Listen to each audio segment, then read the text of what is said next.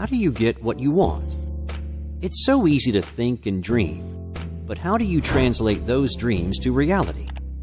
Why do some people get what they want easily, and others have such a hard time? Basics of manifestation. Manifesting anything depends upon knowing what you want. Knowing what you want is the very first thing to resolve for yourself in the creative process. This may seem too obvious, but ask yourself, do you have a clear idea of exactly what and how you want your life to be? If so, you are probably already living it, and you can skip this essay. If not, you are not even at the starting gate. Manifestation is about the ability to create. By create, we mean being, doing, and/or having something different from your current reality. If you know what you want without hesitation or doubt, and your contemplation of it makes you feel good, then manifestation is just around the corner. Discomfort of any kind when thinking about your desire is a signal that you have opposing beliefs. In other words, the feeling of discomfort indicates a contradiction within you. So what, you say? I'll just get going and resolve things as I go along. There are plenty of people who go about their creative process in this fashion. But these are usually blokes who have already experienced success. A few phone calls here or there, and they're in business. If you've never experienced success and go into action regardless, you're setting yourself up for a mixed bag of things that are a match to the contradictory thoughts and feelings you have regarding it. In life, you receive according to what your focus is on, not according to what you want. This may seem unfair at first, but not after you think about it a little. When you tune your TV set to Channel 8, you get the signal from Channel 8 and not from Channel 2. If this were not so, total chaos would result. And in such a chaotic universe, life could not even get organized enough to exist at all. In order to manifest, one's thoughts and beliefs must be precisely aligned to that which is wanted. Therefore, it is not enough to simply visualize what you want. It is very important to actually line yourself up with the goal. See Aligning Energy for a more in-depth discussion. Without this step, you're just going on hope. A clear vision and a properly aligned vibration will get you excited, eager, and ready to get into action. Obsessing too much about the goal can also get you into trouble. The tendency is to have a desire, then to realize how far away it is from your current reality. This causes frustration naturally because you want it, but don't have it yet. I experienced this acutely in my pathetic attempts to paint. After 2 efforts which could only be described as mud making, I gave it up for good. I was so obsessed with getting it right the first time that I did not allow myself the leeway to make any mistakes. Mistakes, of course, are actually learning opportunities, if you have the smarts to recognize them as such. Combining 2 colors that make a dirty brown when orange is intended is not a failure, but a positive piece of data to add to your painting database. My obsession with perfection, however, made it impossible for me to experience any enjoyment at all. I felt like a failure before I could even get started. Beginning action cycles before lining up with the goal leads to a lot of hard work because the actions taken are not directed clearly enough. Many times, these actions center around getting enough money. But this energy stream is very limited because the supply of money is limited. Tapping into this limited energy stream naturally focuses the creative process into avenues of scarcity and lack. If you have a big goal, you may also have to involve others in helping you to obtain it. This can be a lot of fun, but a lot of times you look at all the work involved and just say, "To hell with it. It's going to take too much time, money, and effort." Tapping into creative energy. But there is another way, a more effective way, and a way that will be joyful throughout. What you want to do is tap into the powerful energy of creation itself. This is the same energy that keeps the planet orbiting and rotating, keeps the atmosphere in a perfect balance of oxygen, nitrogen, and carbon dioxide, that keeps everything in the universe in balance. These forces are practically infinite, and compared to them, the pitiful amount of energy needed to manifest anything in the earth plane is not even worth mentioning. When you embark on the creative process, be certain that the energy of creation is there in abundance to allow any manifestation you can possibly desire. The only limitations are your own limiting thoughts and beliefs. Who do you think you are anyway? God? Only God has the power to create. Well, that's just not true. Consciousness is God force. Consciousness is the creative principle.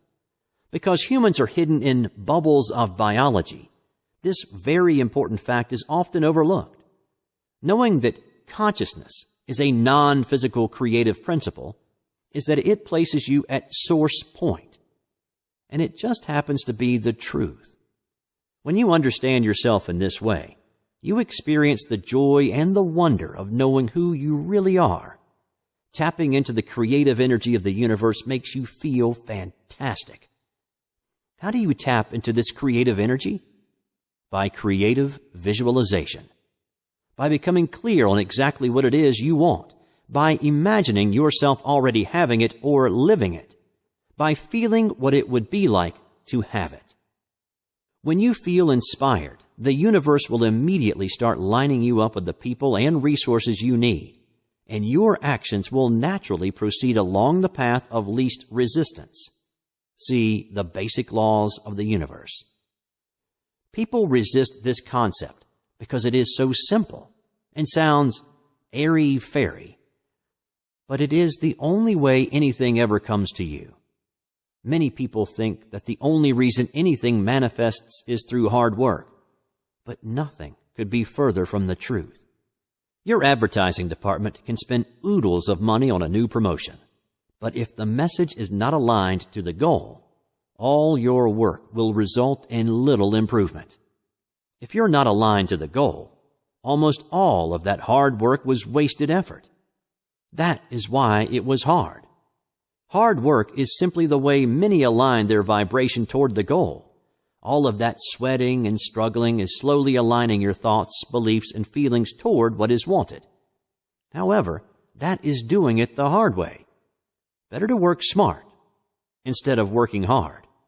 Spend a little more time clarifying your vision and less time in action cycles, and see what happens. The point is, you can align your energy without working hard at all. Sun Tzu said, "For to win 100 victories in 100 battles is not the acme of skill. To subdue the enemy without fighting is the acme of skill." The Grand Duke said, "He who excels at resolving difficulties does so before they arise." Although these war analogies may seem inappropriate to some, I use them to point out that the idea of creative manifestation has been known and applied for thousands of years. Step 1 is figuring out what you want. Step 2 is aligning yourself to that. This is vital. An aspiring young actress wrote to me about the law of attraction. She says she wants so badly to land a movie role, but when she auditions, she always falls short. Her mindset is one of hope, but not belief. How can you tell when you've accomplished steps 1 and 2? When you feel inspired.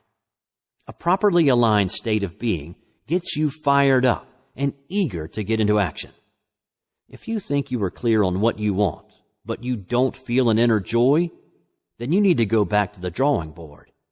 Alignment to the goal begins your creative process and hooks you up with the creative energy of the universe. Before the engine will start, the carburetor needs to be primed. Creative visualization is the primer that jumpstarts your creative process. Well, that's entirely naive, you say. You can dream things up in your head, but that's not how it goes down in the real world. Well, such an attitude already demonstrates a resistance to the goal. With a set of beliefs like that, you are doomed to failure. You must establish a properly oriented state of being, aligned to a clear, creative vision before success is possible. That vision paves the road ahead of you, allowing the law of attraction to match you up with the people and resources you need to accomplish the goal. Then the actions you take are all joyful, no matter how hard you're working, and you proceed along the path of least resistance. The belief in scarcity.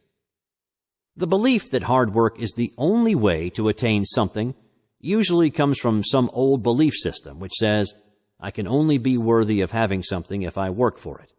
Or, it wouldn't be fair for me to become prosperous when so many are lacking.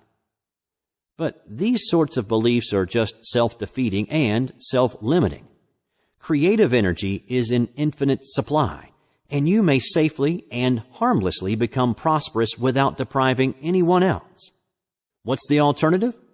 More and more lack. You cannot create abundance for all by staying poor yourself.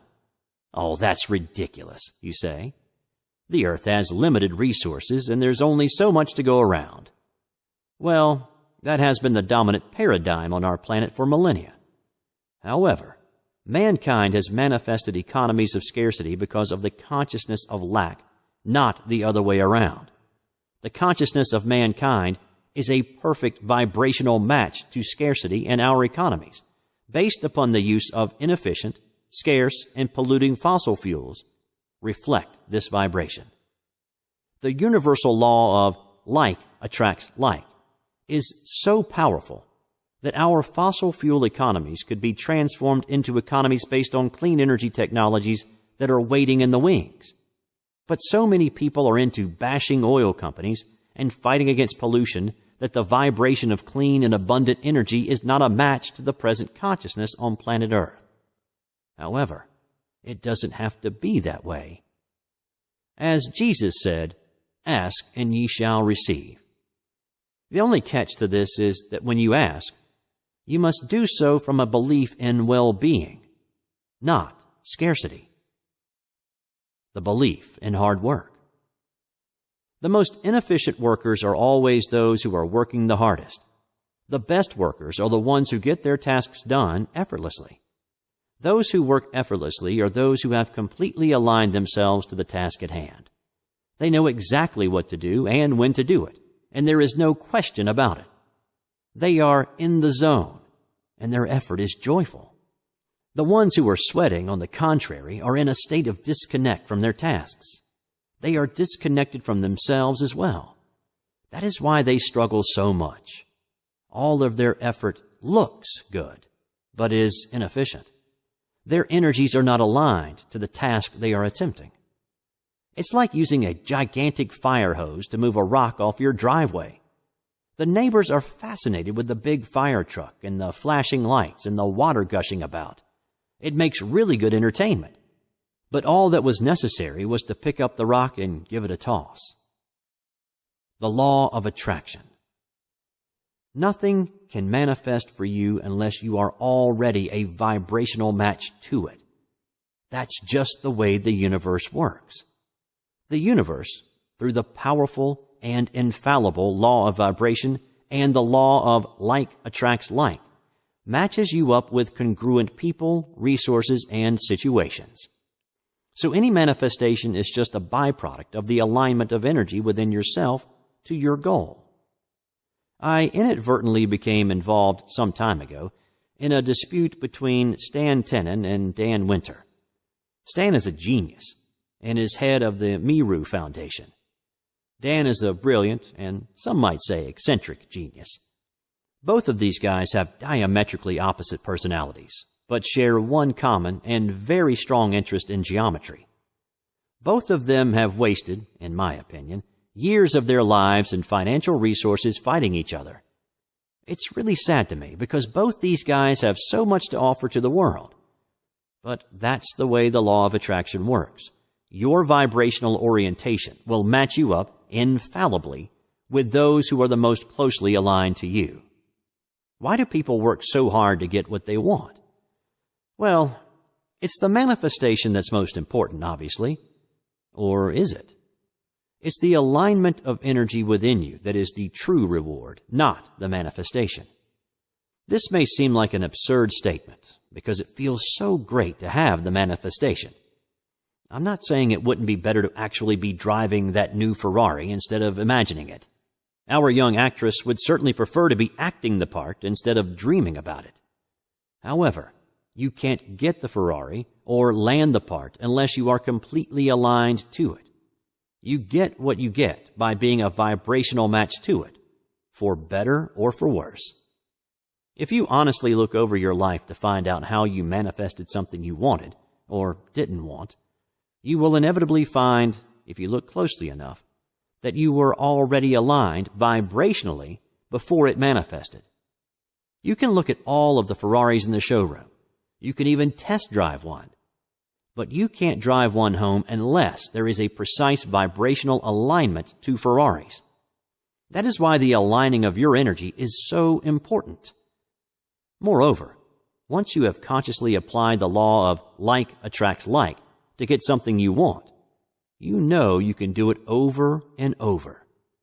Now you can manifest at will and stop demanding upon luck and hard work.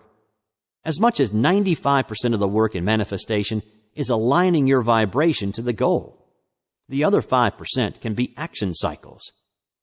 Ever wonder how some people can seemingly just step in a good situation? I'm reminded of one of my favorite actresses, Kate Winslet. The Internet Movie Database tells us that her first big break came at age 17 when she was cast as an obsessive adolescent in Heavenly Creatures in 1994. The film didn't do that well, but received critical acclaim. Still a relative unknown, Winslet attended a cattle call audition the next year for Ang Lee's Sense and Sensibility, released in 1995. She made an immediate impression on the film star Emma Thompson and beat out more than 100 other hopefuls for the part of Marianne Dashwood. That movie was the springboard to an amazingly successful career. Of course, Kate worked at her craft for many years prior to the audition. She did her first professional gig at age 11, a cereal commercial. And over the next few years, she appeared on stage regularly and landed a few bit parts in sitcoms. But there are a lot of struggling actors out there waiting tables. Why was Kate so successful? Oh, she's just so talented. Well, yeah, of course she is. But why is she so talented? More than likely, it's because she loves what she does. Because she throws herself into every role. Because she's not afraid to let her light shine. Because she's being the person she wants to be.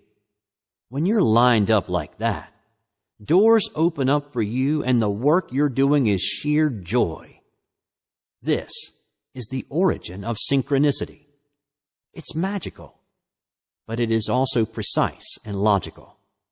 The universe matches vibration, and it never misses. Have you ever just known something good was coming? That is the alignment of energy I'm talking about. It can be done deliberately. The prize. The prize is always a state of beingness. It is never the thing manifested. Why is this? Because the only reason you want anything in the first place is because you think it will make you feel good. A car is fun to drive, but an object does not have the inherent ability to make you feel good. That is why a rich person can still be miserable. It's really exciting to get something new, but the excitement always wears off after a while. When I was a kid, I'd play with my Christmas toys for a couple of days, and then they'd gather dust in a box. The new desire is always more important than the stuff you already have. A state of beingness is an attitude, an emotion, a feeling, a point of perception. It is something within you.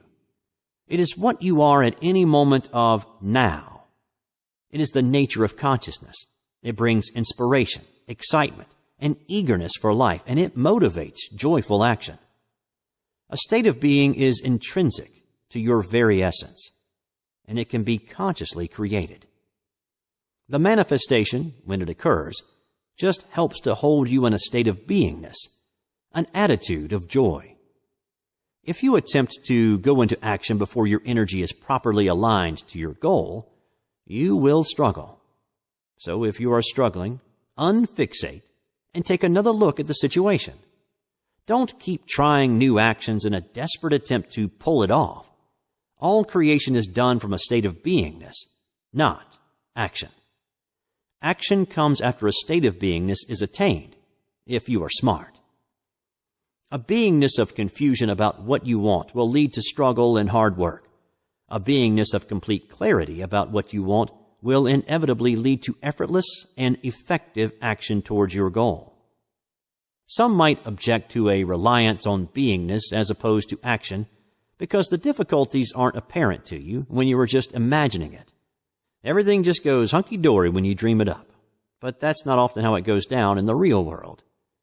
However, if you work with this process for a while, you will discover that a beingness aligned energetically to your goal will, when action is taken, always lead to effective action. Work smart, not hard, as one of my teachers used to say. If you aren't getting results, stop what you are doing, go back, and find more clarity in your vision. If there is complete clarity and alignment of energy to your goal, you will be led inexorably to the most efficient actions necessary for manifestation. It is inevitable.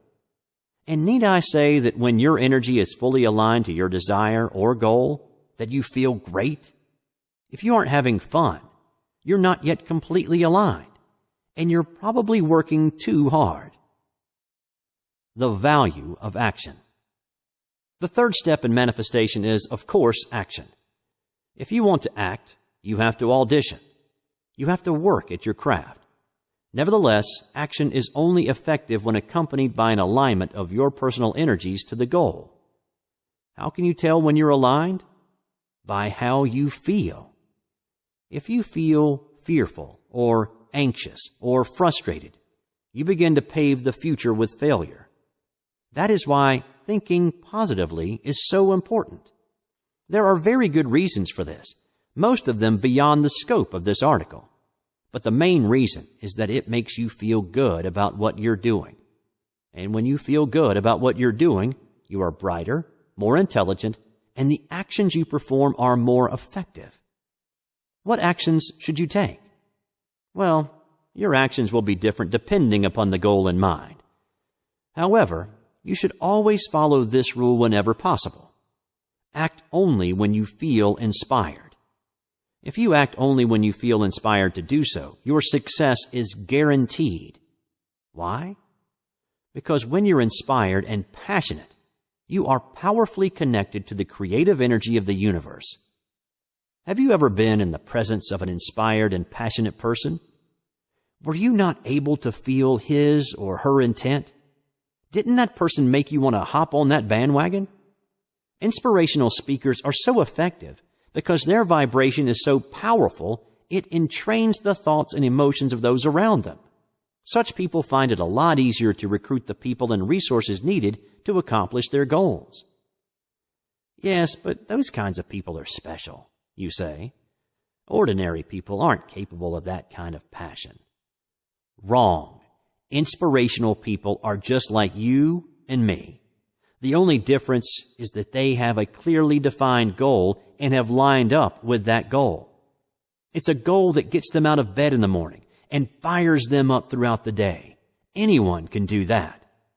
All you have to do is figure out what you really want in life and start somewhere, however small, along that path. Our aspiring young actress may start by going to a local play, just soaking up the atmosphere. Perhaps she'll go backstage after the performance and talk to the cast members, asking questions about where to audition. She might go to the library and read one of her favorite plays, take it home and pretend she's on stage, saying her lines. Even if she can only spend 15 minutes a day at her passion, it will be the funnest 15 minutes of the day. She'll begin to look forward to doing something connected with it each day, and she'll begin to find more and more time to do things related to it. Like a snowball rolling downhill, she'll start very small, but quickly pick up momentum. The more you are aligned with your goal, the stronger will be your intent and your joy. It's contagious, in a good way. If you've never experienced this kind of joy, more than likely, It's because you have never taken the time to go through steps 1 and 2 above. If you're like me, you might have told yourself, what's the use? There are too many people better than me at everything I want to do. Well, that's a recipe for failure. What you have to understand is that when you begin to travel the path of your passion, you begin to find your voice. And when you discover that unique voice within you, others will respond. They'll respond because we're all connected to each other through the universal field of consciousness. In other words, when you find yourself, you are able to communicate effectively to others. Having said that, sometimes taking action before you're lined up can help jar you into better creating. But this is usually a sign that afterwards you still need to do some more work clarifying your visualization. Sometimes just getting off your butt and into a little action can be a good thing, even if it is ineffective action. It can help to break up old energy patterns. But remember that the universe will always answer your vibration. So if your energy is not lined up with your goal, you'll encounter roadblocks. This is the most frustrating part about the creative process, because we think we're aligned, but what we get is not a match to our intention. By examining what did manifest, it is possible to identify old beliefs and feelings and further clarify our visualization. Don't give up. Continue the process of aligning your energy, and when it feels better, go into action again and observe the results. When your energy is fully a vibrational match to your desire, you will feel it. You will know it. You'll feel excited and alive and certain of your own well-being. Usually, any action taken out of a sense that it has to be done is a sign that you have not aligned your energy clearly enough to your goal. Under these conditions, you will struggle to a slight or great degree. Here's an example. I decided to raise my prices in my contracting work last summer, but I didn't really believe that the market could support it. So every time I bid a job at the new price, I never got it. Funny how that works. Because my energy was not lined up, I continued to attract the clients that were only willing to pay me at the old rates. It was only after I went back and removed some of my old beliefs about my self-worth and about money that I was able to bid these jobs comfortably. The creative process and life force. Receiving the manifestation is, paradoxically, not the purpose of this process, as we mentioned above. It is the alignment of your energy. The manifestation is a byproduct of the alignment of your energy to it. It's the alignment of energy within you that brings about a feeling of joy. During the manifestation process, your desire is causing life force energy to surge through you. That's the real purpose of any manifestation process. This can be seen easily enough, for soon after you realize the goal, you have another desire, and another, and another, and another. If the manifestation were the end result, you would only need to create once. We would simply create something and be happy with it forever after. But that doesn't happen, does it? We always get tired of it after a while. And there is always the next desire to shoot for. I enjoyed my first house for a couple of years before I wanted a new one, even though it felt so good to leave my old apartment building. The tendency for all living beings is to desire more and more. This is not greed.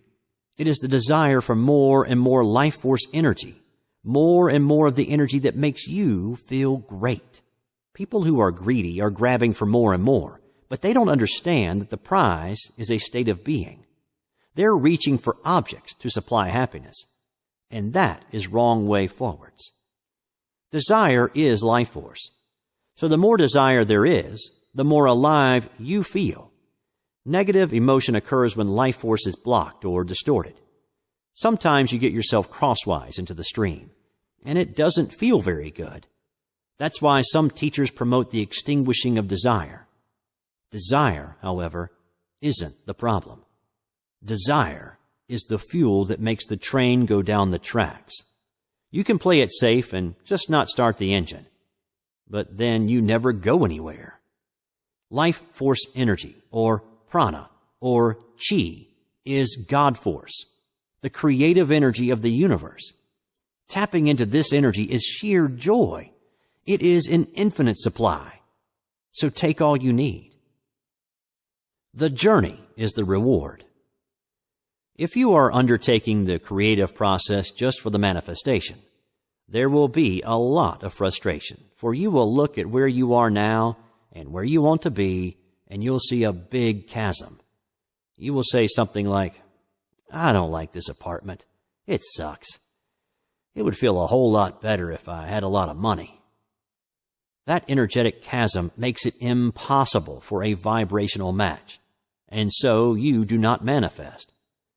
When an artist paints a great painting, she is not complaining the whole time because the painting is not yet complete. She is throwing herself into the creative process with verve and gusto and having a great time with the work. That is how the creative process should feel.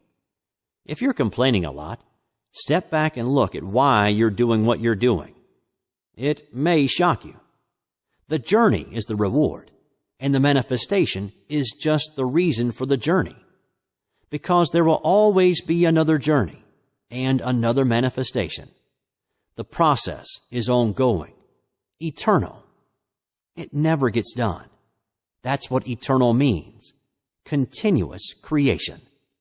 So have fun creating and receive everything you desire. Manifestation and delusion. In order to manifest anything, you must be delusional. Literally. Or, shall I say, you have to be delusional, as defined on planet Earth.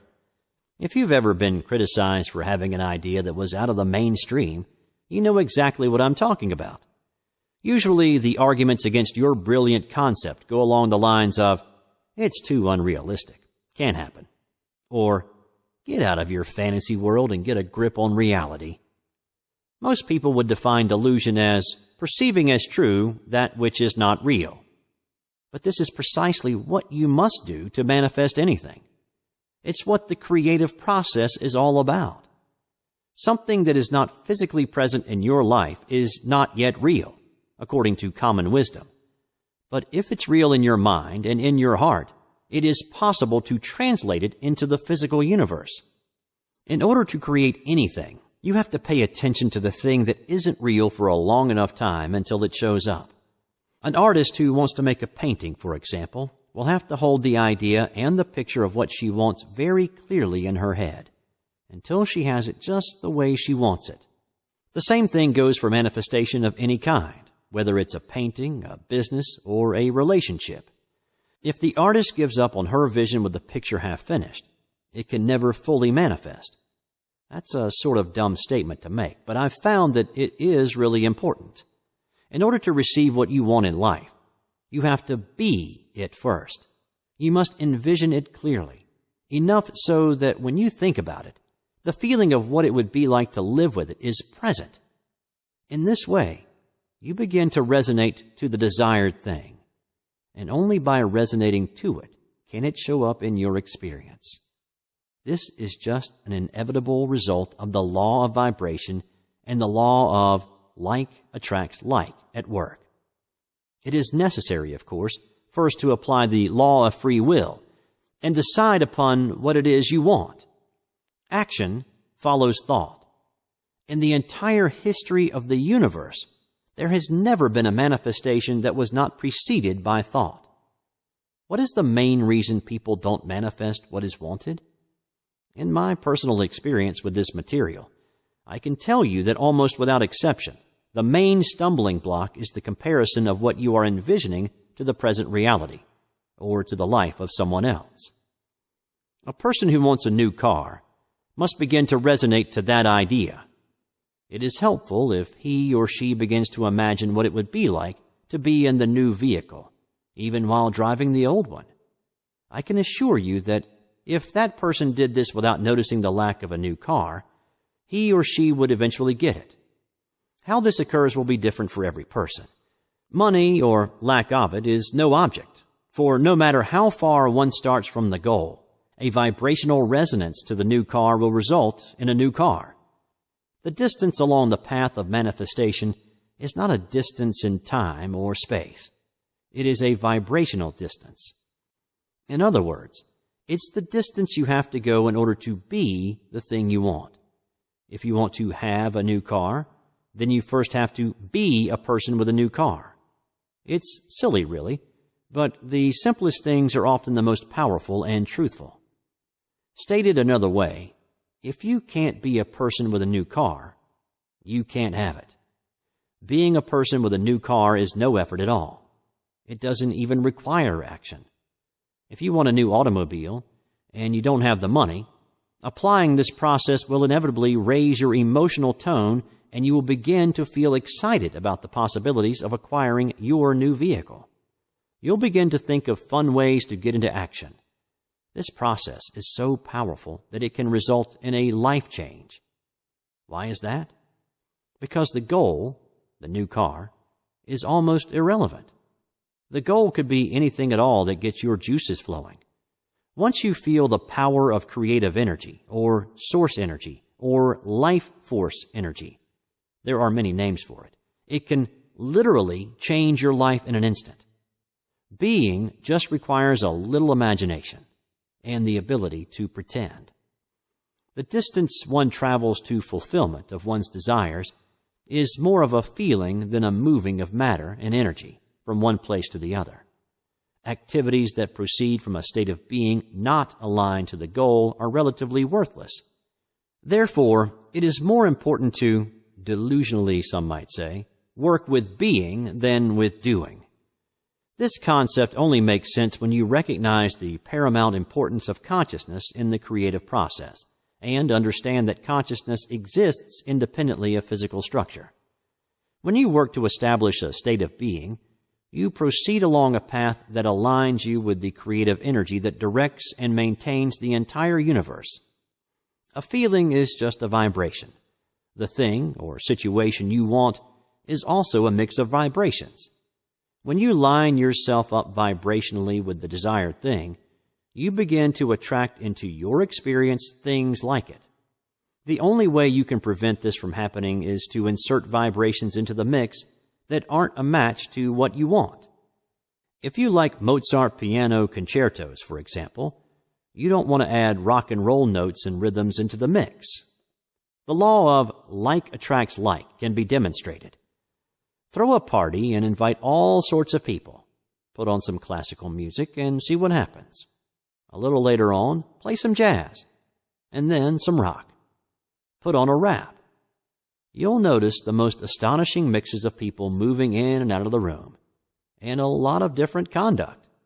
The people who like classical might arrive with a few drinks in their hands and start an intellectual conversation.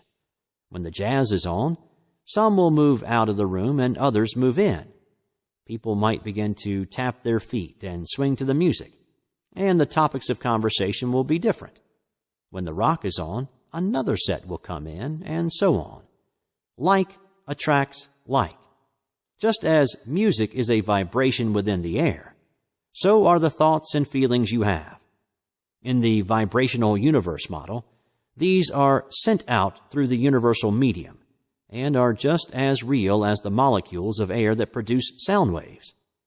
In order to manifest, you must already be that what you want. It's as simple as that. If you want to change the manifestations you bring into your life, you can't pay too much attention to conditions that are not congruent with what is wanted. This idea is precisely backwards from what we have been taught. If you tried to explain it to a friend of yours, he might say, "When I have my new car, I'll be someone with a new car, you dolt." This is backwards. Being comes from having. In fact, it is the prerequisite for having. If you want something different than what you already have, then you must ignore anything about the present reality that is not congruent with your vision. This applies especially to artists, who understand this idea very well, but also to life. Life itself is a creative process, regardless of the sometimes mundane nature of the desire. Cars, money, etc., as well as relationships, are all manifestations and are all subsumed within your personal creative process. Therefore, as one who creates his or her life, you must, in some sense, become delusional. The current reality is not as important as it's cracked up to be. It's just a snapshot of the things you have brought into your life in previous moments of now. The now moment is always new, always fresh, and always an opportunity to create something different. And you do that by choosing to resonate to what you want, not what you already have. Once you are living your ideal life, then of course, by all means, revel completely in the present reality. But until then, you must begin to resonate differently. There are many ways to do this, and one of the most powerful is to simply appreciate what you already have that is in agreement with the vibration of the desired thing. For example, a person who wants a bigger house on wooded land might appreciate the house she has and the trees that already exist on her property. This process finds the vibrations of the desired thing in the present reality and emphasizes them, and at the same time deactivates the unwanted vibrations. You'll find that you are never completely removed from the things that you want. If you have been wanting something for any length of time at all, there will be a slight bit of them already present. Now all you have to do is to begin to find them amongst the current reality. In other words, even a poor person has some money. Now all that is required is to emphasize the vibration of more money. A poor person is poor because he or she has merely been resonating more to lack of money than to a lot of money. A person who wants a new car probably already has a car, even if it's an old junker. Someone who wants a better relationship may already have one, even if it's not ideal. The creative process is utterly dependent upon the imagination, which is to say, the ability to utilize the creative energy of the universe. On Earth, most people have forgotten how to pretend, mainly because they have been educated out of it and see no purpose in it.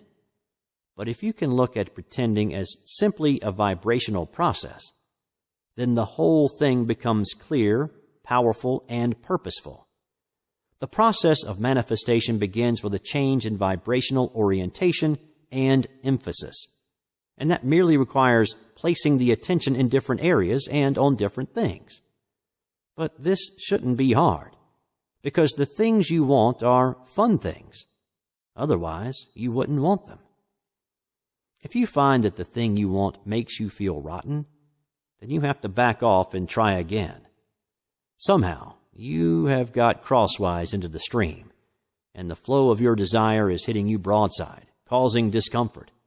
More often than not, it isn't your desire that's out of position, but your considerations about it. If you want a more loving relationship, but are certain that it's not possible, then focusing on relationships at this time isn't doing you any good. So try something else that you can feel good about. Remember, manifestation is a vibrational distance, not a distance in time and space or money. When you raise your tone, you become a better vibrational match to all of your desires, no matter what they are. Does that make sense? If we look at the problem intellectually, it doesn't. Jill, for example, loves her brother very much, but can't seem to find the right guy. How can I find my lover by thinking about my brother? She asks. Well, look at the problem vibrationally. There are lots of things that make you feel good, and lots of things that don't. Your consciousness isn't sectioned off, however, like a hotel. There isn't a relationship room, and a money room, and a job room. There is only your focus on these subjects that raises or lowers your vibration as a whole. So, feeling loving about brother is a nice step forward to straightening out your vibe on lover. You can apply this idea to any difficulty. Many of us have been taught to overcome problems by beating them into submission. Jill, for example, thinks that getting help on her issues regarding relationships is a good thing, and it would be a good thing if she could find a therapist who understands the law of attraction and the law of vibration. However, that is not likely because Jill's vibe regarding relationships is all about her issues with guys. Therefore, the law of attraction is likely to match her up with someone who believes in digging right into these issues. This will only stir them up even more. That's how the law of attraction works. It may seem unfair, but LOA simply and mindlessly matches you up with those who are most congruent to your vibe. When Jill looks in the phone book for a therapist, she will find the one that is most like her present vibrational orientation. If she calls her friends for a recommendation, she'll be attracted to the therapist who is most likely to want to confront those issues. Will Jill succeed? Who knows? It will all depend on how quickly she decides to release her issues and place her focus on the kind of guy she likes. This brings up another point. One should never force oneself to do something. For example, when I write, I only do so when I am inspired. I can usually only go for an hour at a time, 2 max, and then I take a break or quit altogether for the day. I'm not a believer in the old saw that if you want to be a writer, you force yourself to write until you find your voice. For if you continually do something with a feeling of discomfort, then you will resonate predominantly to that feeling whenever you undertake it. Eventually, you won't be able to do it anymore, or if you do, your efforts will be unimaginative. This is a problem experienced by artists of all kinds. I know of a woman who majored in art at university, a very creative painter. But by the time she graduated, she wanted nothing to do with painting at all. It's a shame, really, to watch her creative process. She has the desire to paint, but before she can even start, she voices a ton of criticisms of her technique. She gets upset, can't decide what to paint, and throws down her brushes. The same idea applies to children. I've known people who were forced to learn piano as a child, and now want nothing to do with it. Of course, there are always people who will say, "I'm so glad my mom made me take piano as a kid." But when I ask them, "Do you play?" the response usually is, "Not anymore.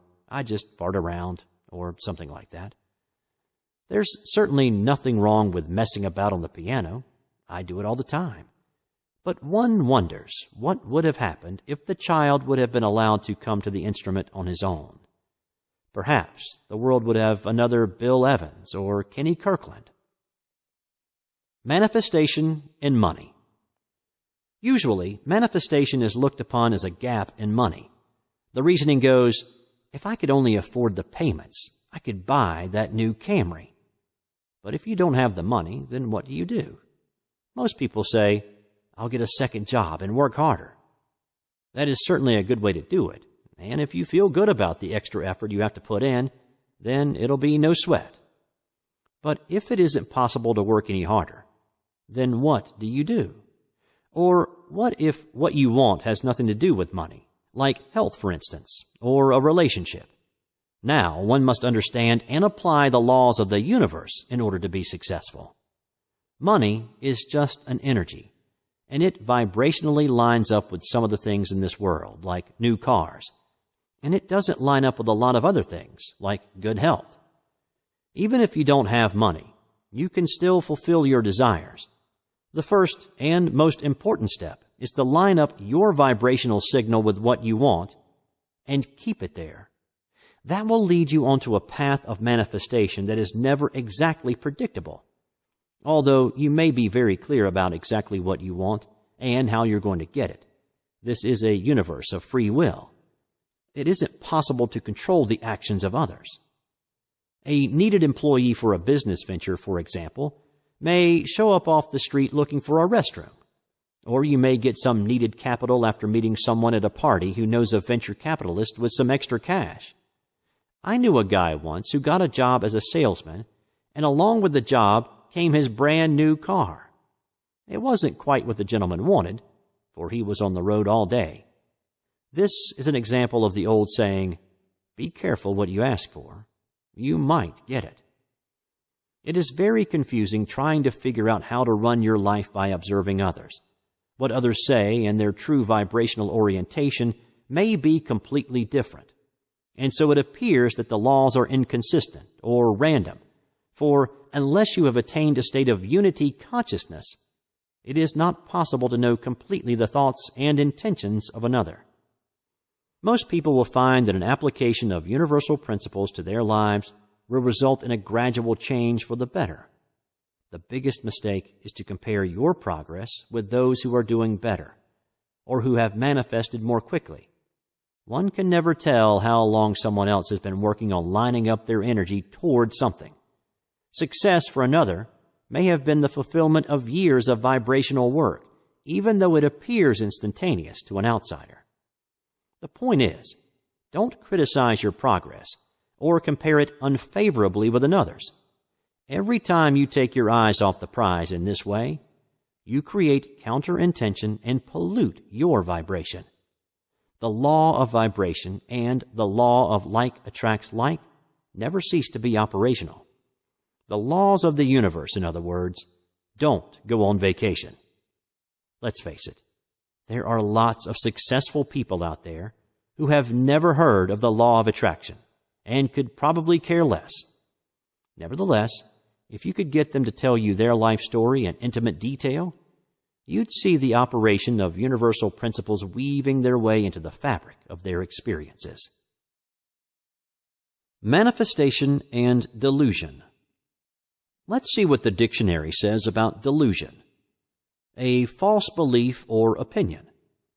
In the synonym study, it says, delusion implies belief in something that is contrary to fact or reality, resulting from deception, misconception, or a mental disorder, to have delusions of grandeur. From the Webster's New World Dictionary, College Edition, 1962. The idea is that if you hold true to something in your mind and heart that isn't real, you're a fruitcake.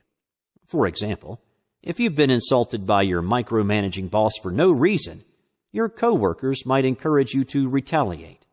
If you remain charitable towards them, you may be criticized.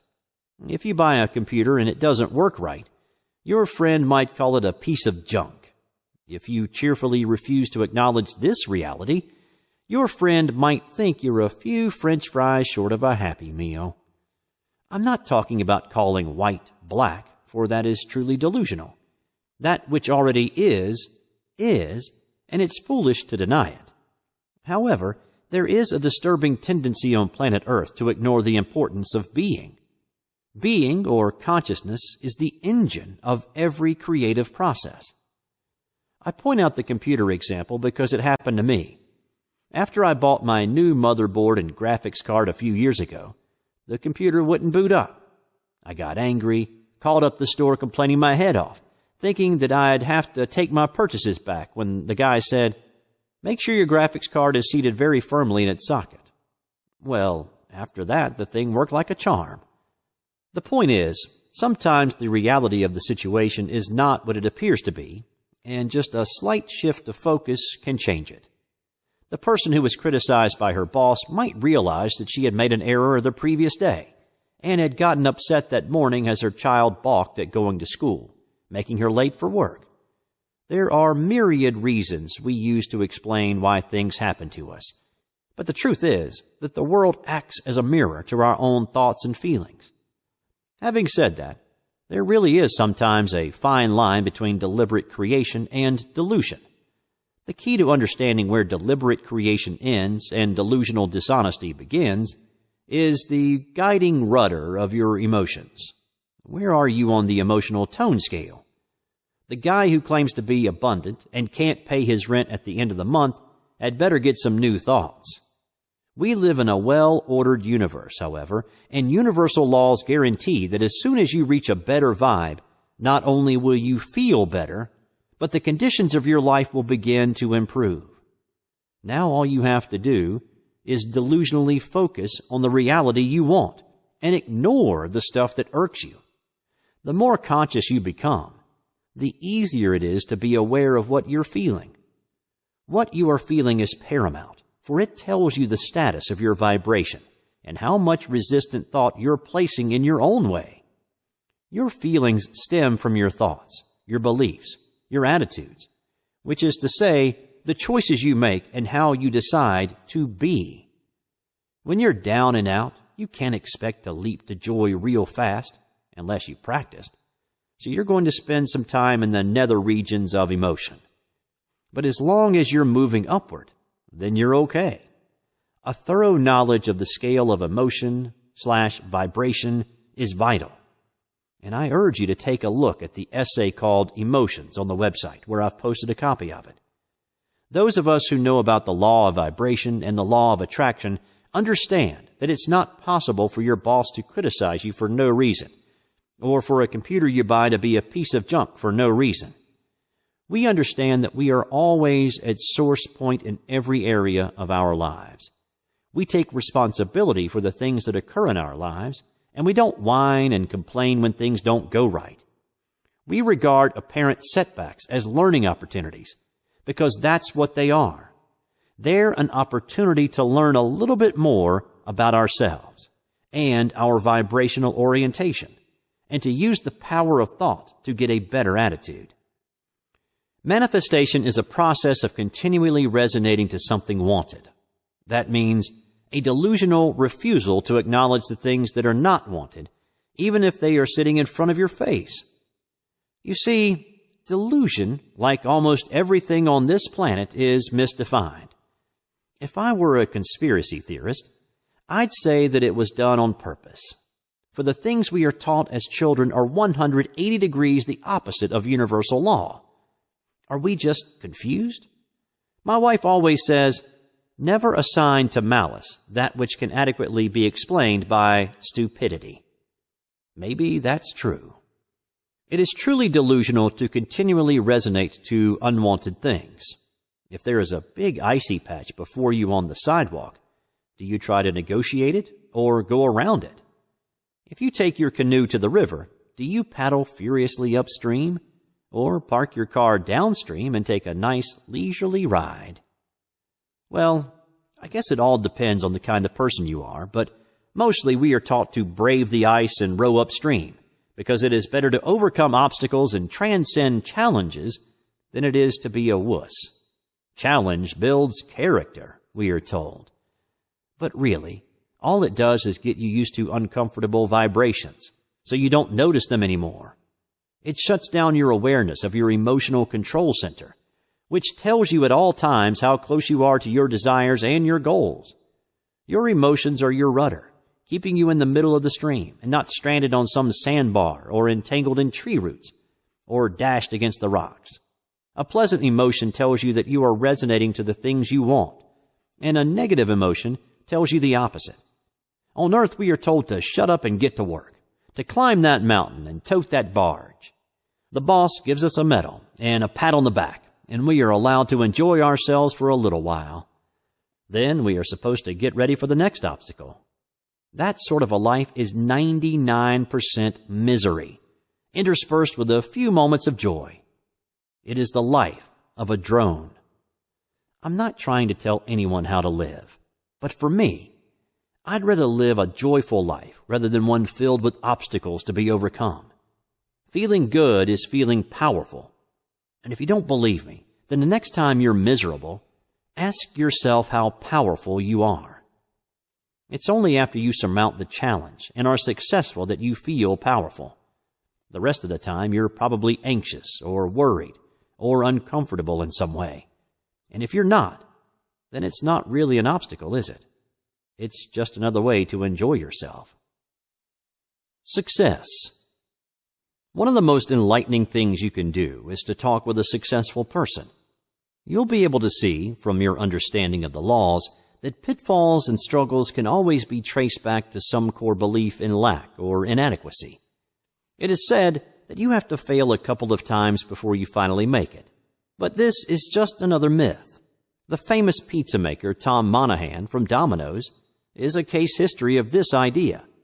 However, all failures result from the misalignment of your energy toward your goal. Many people feel that they have to pay their dues first, before abundance is warranted.